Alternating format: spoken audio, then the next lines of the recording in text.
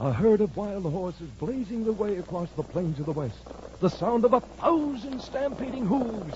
And leading them all is the king of them all. D-03's champion, the world's wonder horse.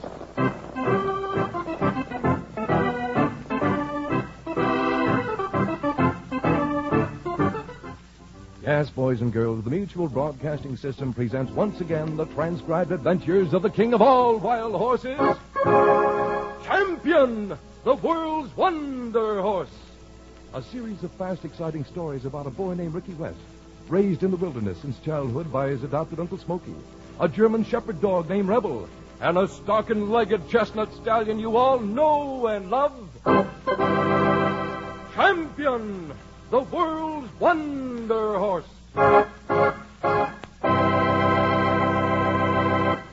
Right now, though, boys and girls, here's your old Uncle Smokey to continue this week's exciting story, The Mystery of the Lost Treasure.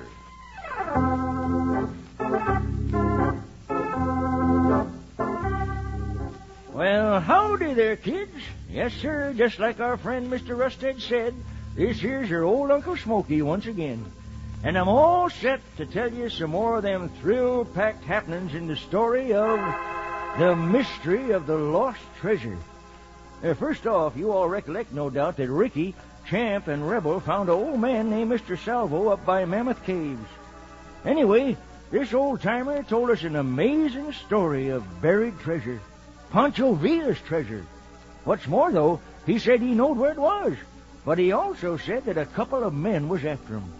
Well, sir, the next morning when Ricky went into the back bedroom that Mr. Salvo was supposed to be sleeping in, he found the old-timer was gone. And then when we looked out the window... Oh, Smokey, look. Wait, down there in the dirt, footprints. 3 men, Mr. Salvo and 2 others.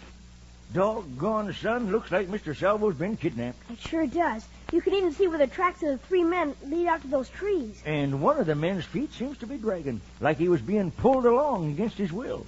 I guess Mr. Salvo was telling the truth after all when he said 2 men were after him. Seems that way, son. These footprints lead to that clump of trees over there, Uncle Smokey. I bet we'll find horse tracks leading away. I wouldn't be a bit surprised, Ricky. Think we could follow them? I should ask you that, son. Do you think Champ could follow him? He's the one who's going to have to do it. I'm sure Champ can. Good. I sure would like to know how much of a head start them varmints have on us. I don't know how we could tell that, Uncle Smokey. Freshness of the prints, maybe. Well, we can't just stand around here worrying about that. We better get started and hope that we can save Mr. Salvo.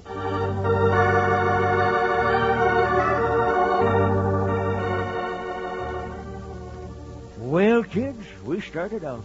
Ricky and me riding Champ, and Champ following the tracks of them kidnappers.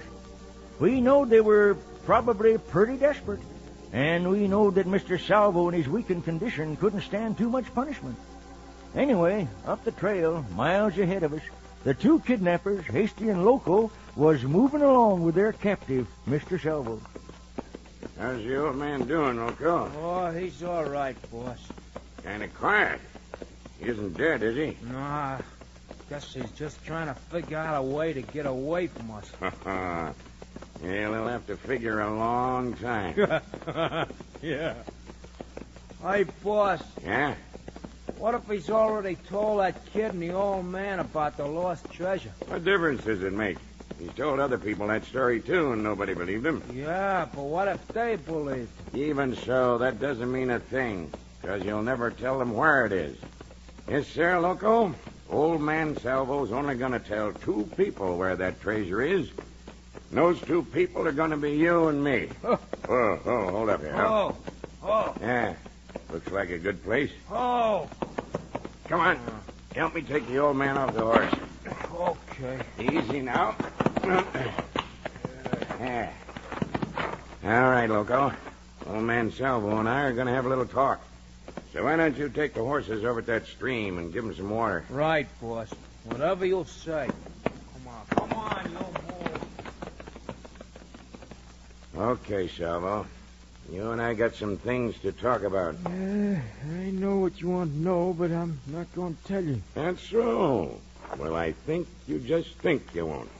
When I get through with you, you'll tell, all right? That treasure's mine. I've been looking for it for years. Not going to turn it over to a couple of polecats now. Oh, yeah? Well, I say you are.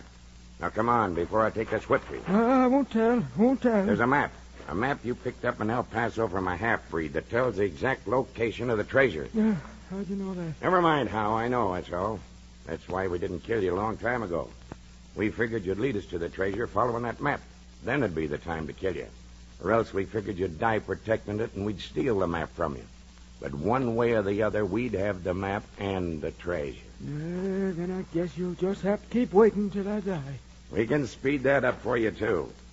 In fact, you'd have been dead by now from lack of food and water if it hadn't been for that kid and his horse. You look here. If I was to tell anybody where that treasure was, I'd tell it to them, not you. Oh? Well, that's something I wanted to know. If you was to tell anybody the whereabouts of the treasure, you'd tell it to them. If you was to tell. So you haven't told yet, and that makes my job easier. All right, Salvo. No, you let me go. Let me go. Until you tell me where that map to the treasure is. I've told you 100 times. I won't tell. Won't tell. Okay, then just let me show you what I'm going to do to you.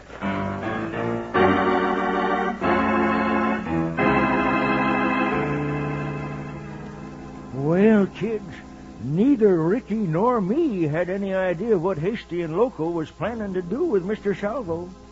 Of course, we knew he wasn't going to get kind treatment, but we didn't know just how far them two varmints would go. Anyway, in the meantime, Champ kept right on following the trail the kidnapped horses had left. And a little while later... Look, Uncle Smoky. The horses stopped here. Just before they got to that stream, the men got off. See the heel prints? Yeah, son, now I do. Let's get off and look around. Right.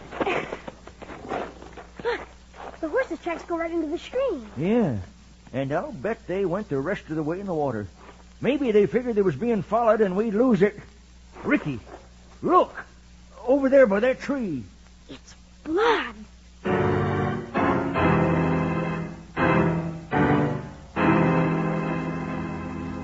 Well, in just a minute, kids, we'll return to the adventures of Champion.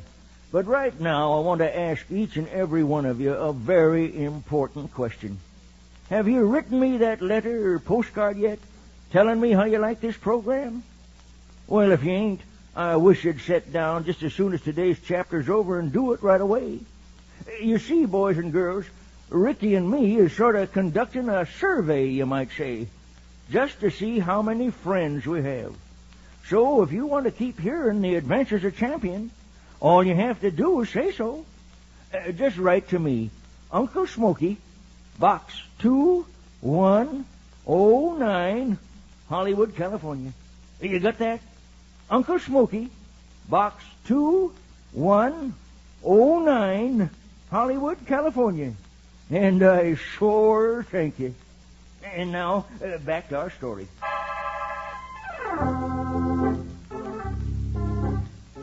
Well, I don't have to tell you how badly Ricky and me felt seeing that blood and imagining what had happened to Mr. Salvo. It sure seemed possible that those two no-count coyotes had put an end to the old-timer. Anyway, since there was nothing more we could do, Ricky, Champ, and me headed back to the Flying A. But isn't there anything we can do, Uncle Smoky? You know it's possible that Mr. Salvo isn't dead. It's possible, son, but it don't seem likely. He couldn't have stood much punishment, sick as he was. I know, but... His death wasn't our fault, son. The best we can hope for is to track down those low-down lizards who killed him. But we don't even know what the murderers look like. All we know is that there's two of them. I know, son. There's not much to go on. But if all of us work together, the sheriff and the posse, you and me and Champ and Rebel, well, I just wouldn't want to be in those killer's shoes, that's all. We'll get him, Uncle Smoky. We'll get him, I know it. But still... Still what, son? I got a funny feeling that Mr. Salvo is still alive.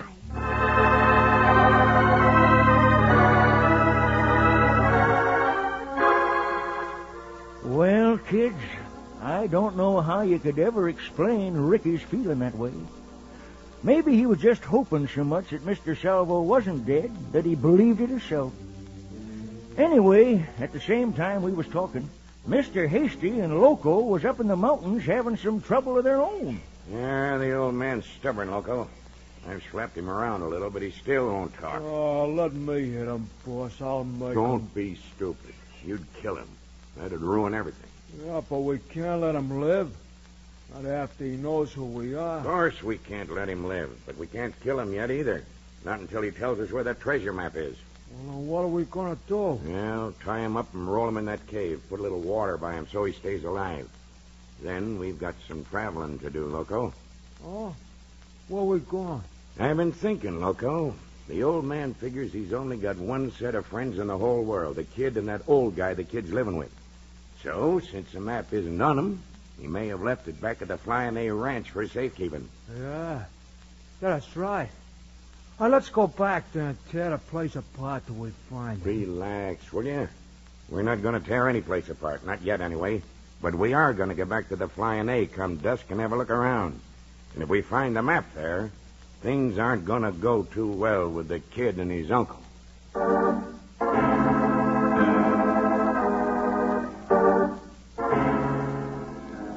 Well, boys and girls, while this was going on, Ricky, me, and Rebel was still back at the Flying A trying to cheer ourselves up. And the funny thing about this whole darn thing was that we didn't even know there was a treasure map. Mr. Salvo never told us anything about it.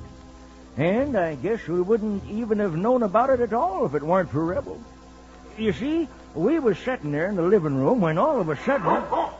Hey, son, what's that dog up to? I don't know, Uncle Smoky. He looks like he's playing with something. He's sure making a racket. Here, Rebel. Here, boy. Look, he's got something in his mouth, Uncle Smoky. Here, Blake, what do you got there, huh? Can you see what it is, son? Looks like a tobacco pouch to me, Uncle Smoky. Drop it, boy. Drop it. There. Yeah, it's a tobacco pouch, all right, Uncle Smoky. Oh, it's not mine. I wonder... Mr. Salvo's, I bet. He must have fallen out of his clothes or something. Hey, look. Huh? What, son? There's something in here. Golly. Well, look, Uncle Smoky. Look what Rebel found. A map. A treasure map, Uncle Smoky. Look, there's the cross mark, and up above it says the treasure of PV. PV. Pancho Villa. Doggone it, son. This means Mr. Salvo probably left that there map here on purpose. And it also means those varmints probably haven't killed him. Of course, it also means something else. I think I know what you mean, Uncle Smoky. It means that we haven't seen the last of those two men who kidnapped Mr. Salvo.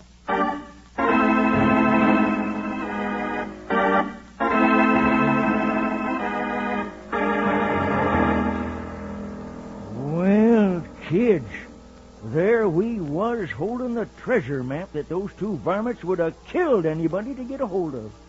Yes, sir, we was sore in a spot. But, well, what you know, time has run out on us again. But, boys and girls, tomorrow's another day, and that means another exciting chapter in the mystery of the lost treasure. So, till then, this here's your old Uncle Smoky saying, so long, kids, and keep punching.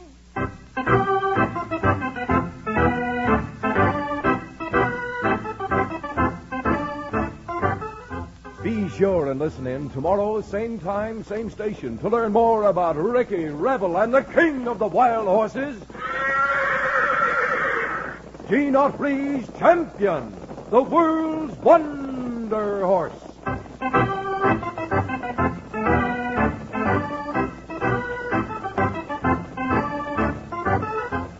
This transcribed program was produced by Gene Autry Productions, directed by William N. Birch, and came to you from Hollywood.